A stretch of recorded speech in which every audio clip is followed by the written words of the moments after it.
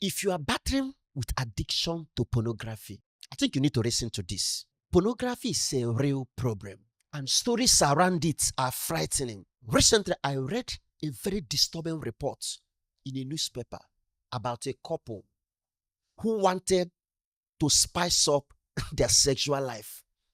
What did they do? They decided that watching porn was the best way to start.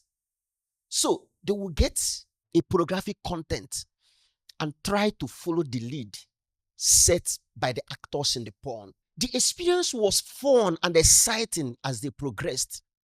However, the husband was not prepared for what would happen next. One fateful morning, they decided to live like naturalist people. That is, people in a nudist colony. So, they started moving around their home with no clothes on. Wherever they meet themselves, they can fall and do whatever they want to do. When the husband entered the kitchen to get hot water for his morning coffee, the wife was sitting on the marble top in the kitchen, just beside the burner. As the husband was pouring hot water inside the coffee mug, he was also admiring his wife, who was perched on the marble top. And this thing constituted a major distraction for the husband, to the extent that he didn't know when his coffee mug got filled up and spilled over. What happened next was beyond funny. Immediately, the man screamed from pain, dropped the coffee mug on the floor, and ran into the bathroom for a quick shower. What happened? It happened that when the hot water spilled over the coffee mug, it poured on his erect member. Unfortunately, it left the man with a scalding wound on the soft skin of his prized member. The story concluded with an appeal from the man for support from the public. I think he was booked for a serious surgery that would require a skin grafting for his male organ. So the man needed a couple of millions for the medical procedure. The story sounds bizarre, no doubt, but here is the point. I think the worst thing about pornography is that it radicalizes the sexuality of whoever watches it. Pornography sets unrealistic sexual standard for its consumers. The people normally featured in porn videos are paid actors working for their money. And one thing with actors is their ability to present their roles very well in order to get paid and even retain for future work. Therefore, there is enough training and practice to achieve mastery. But those watching porn don't know this. Many of them will just assume that watching an episode in a porn is enough to qualify one to experiment on that episode. Just like the man in the newspaper report I narrated. So many people have gotten themselves into serious trouble because they wanted to experiment with one or two sexual styles they saw in the porn videos they watched. I remember the story of my friend who is a medical doctor, the story he told me of bizarre cases he has handled as a medical doctor. Cases like fixing a fractured penis and removing foreign objects trapped in people's vagina and so on. As a priest, I know a woman who told me how her husband threatened to divorce her because she could not bring herself to experiment on some crazy sexual styles her husband learned from pornography. I won't go into details of what the woman told me, but it's very crazy.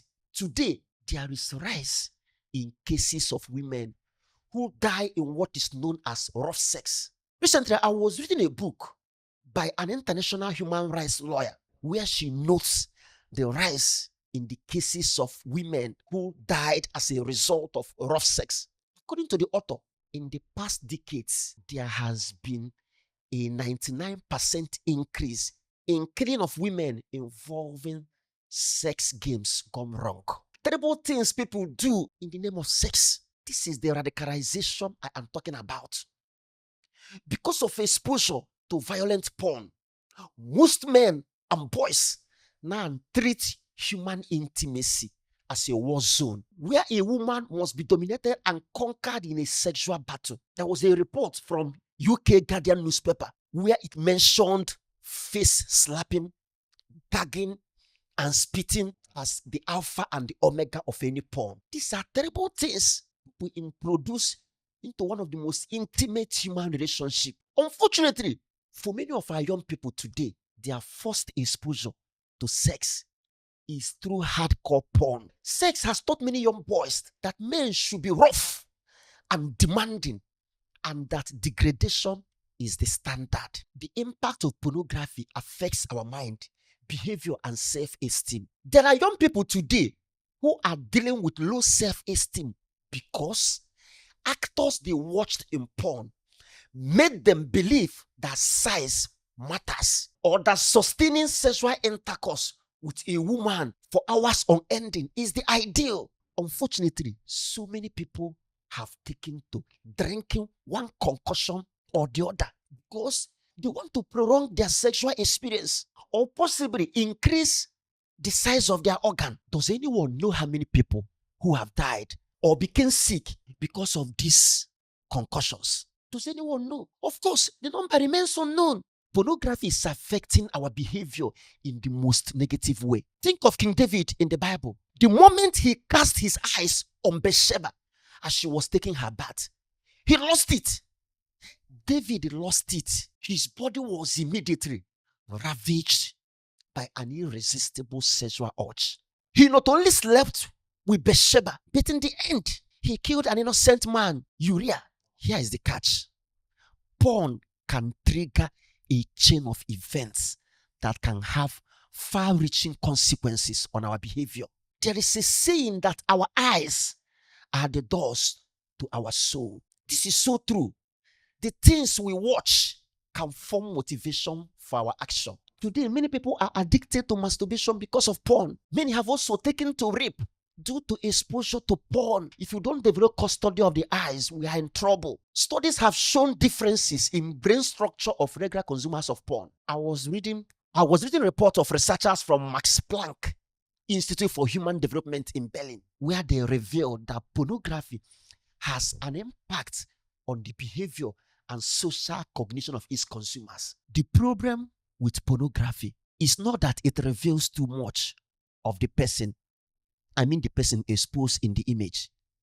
The problem is that it reveals too little of the person. Pornographic content is specifically designed to reveal nothing beyond a person's sexual organs and physical functions. What is entirely absent is any glimpse of the individual's unique personality. There is nothing about the person's dream, intellect, talent, or the depth that makes them human. All that pornography does is to portray a person as only one thing: sexual object. Nothing about the person's intelligence, nothing about the person's talents and other gifts. The pornographically exposed person is quite literally depersonalized, reduced to mere object. This is ultimate reductionism for those who did philosophy. The person becomes an object for another's use. The person ceases to be seen for what he or she is: a subject who deserves love, respect, and dignity. Pornography assaults human dignity and commodifies people and human sexuality. It commodifies them and places a price tag on human being. Pornography replaces love with use. It reduces a person to his or her sexual value. There is also another dimension we must consider. Pornography violates the principle of modesty. Modesty isn't about prudishness, isn't about religion, isn't about God. It is the protective boundary that safeguards what is most personal and intimate about individuals. Pornography systematically invades this privacy, exposing what should have remained sacred and hidden. For me, this represents a fundamental assault on human dignity. The question now is, what is the way forward? How can one addicted to porn stop? How can one quit? I want to begin with a powerful quote from the book of Sirach. Sirach chapter 9 verse 8. It says, "Turn away your eyes from shapely woman and do not look intently at beauty belonging to another. For many have been misled by a woman's beauty, and by it, passion is kindled like a fire." For me, these biblical words represent a first step towards purity. Freedom from porn begins with custody of the eyes. But this is merely a scratch. Anyone fighting porn addiction must know that he or she is up against a powerful behemoth, a powerful industry. Porn industry, according to statistics, generates approximately $97 billion annually, and it touches the lives of millions worldwide. So for anyone to break free, you must be ready for real battle. You must fold your sleeves and get ready for real battle. Now, let us explore evidence-based recovery pathways. For anyone struggling with pornography addiction, don't lose hope. Hope exists through proven therapeutic approaches. The first approach is what I call digital boundaries. You must create digital boundaries that shields you from pornographic attack. Implementing robust content filters, accountability software, and device restrictions to eliminate easy access to triggering material. You can go to Google Play Store. There are many softwares that you can download and install them in your phone, and it will be difficult for your phone to access pornographic sites. Those using Android phone or those using Apple phone, you can go to Apple Store, Google Play Store, and then look for porn block apps. Download them and install them in your phone. Once these things are installed in your phone, don't remove them. They will serve as digital boundaries for you. Content filters that will prevent your phone from accessing porn sites. And be disciplined enough not to remove them if you are sincere. That is number one, maintaining digital boundaries. Number two, support networks. You must engage with recovery groups, whether secular programs or religious programs. These support groups can offer mutual support to those addicted to porn, where you share your challenges, share ideas that have worked, share solutions. There is strength in unity. When you unite together, you can form a moral support group. And then the third one, lifestyle integration. Developing a healthy routine, maybe regular exercise, meaningful hobbies. These things can provide natural dopamine and fulfillment. You can use them to replace whatever dopamine or pleasure pornography gives you. And then third approach, there is what is called therapeutic relationships. You can start working with trained counselors who specialize in sexual addiction and can address co-occurring mental health issues. You must be sincere and ready to seek help. So build meaningful relationship with experts who can help you. And then another one is what is called relapse prevention. You must learn to identify triggers. There are things that trigger your porn addiction. It could be stress. It could be loneliness. It could be idleness. You must learn to identify these triggers and work on them. If you're the type that knows that whenever you are lonely and idle, that the next thing that comes is pornography, then you challenge yourself and say, whenever I'm lonely, I must never be idle. You can fill your lonely moments with meaningful activities. Yes, nobody can escape being lonely, no doubt, but you can be lonely but not idle. Fill your lonely moments with meaningful activities. You can be lonely reading, you can be lonely writing, you can be lonely honing your talent and skill. There are those who are good in many things, in programming, artistic work. These things are not the things you do when people are distracting and disturbing you. These are things you do in a closet. So fill your lonely moment with activities. And then another strategy is create accountability partners. Have someone you can reach out to become your accountability partner. Maybe the person, of course, somebody you trust anyway, somebody who can treat your confidences with maturity and respect. It can be a priest, It can be a family member, somebody you trust. Confide in the person, tell the person your challenges, make the person your accountability partner. The person can be checking in on you maybe every morning, every night, giving you meaningful advice and tips to help you pull through. The important message is this: the journey to recovery requires commitment and often professional support. However, evidence clearly demonstrates that freedom from pornography addiction is not only possible but achievable for those willing to seek help. You must be willing to seek help. Another important strategy: create difficulty or hurdles that make porn addiction difficult. For instance, maybe you live in a duplex or upstairs, and each night you find yourself always watching porn. Maybe you can tell yourself, before I go in to sleep every night, I will take my phone to my car downstairs, lock it in my car, and go upstairs and sleep. Now, maybe when the urge comes, you will consider the stress, the challenge of leaving your room, walking down the stairs, going to your car to get your phone, and coming upstairs to start watching pornography again. The stress can become too much. I will be like, is it worth the stress? So create hurdles and difficulties that make accessing porn difficult.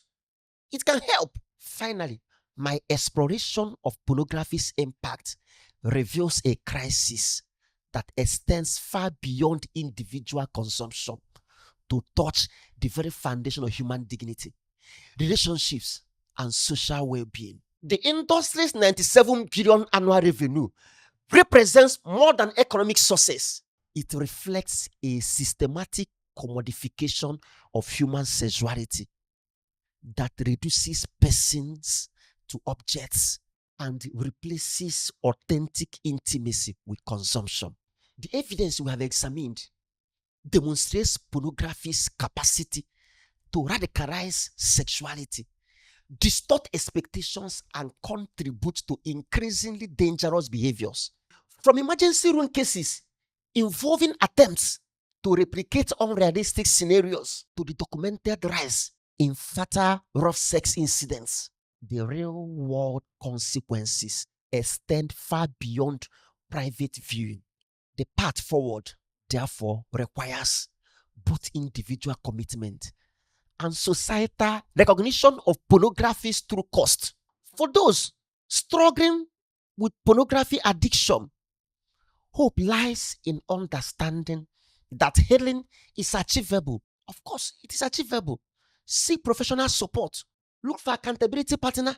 Follow evidence-based treatment approaches. And then, for our society, the challenge is acknowledging that behind the industry's massive profits lies a humanitarian crisis that demands our attention, compassion, and most importantly, action. Human dignity is not negotiable. It is not. And authentic intimacy cannot be commodified. By recognizing pornography's impact and supporting those affected by it, we can work towards a culture that truly honors the full depth and the worth of every person. The statistics may be sobering, and sure it is, but they need not be our destiny. Recovery is possible. Relationships can heal, and human dignity can be restored. All we need is courage and willingness to confront this monster. And I promise you, help and freedom is possible.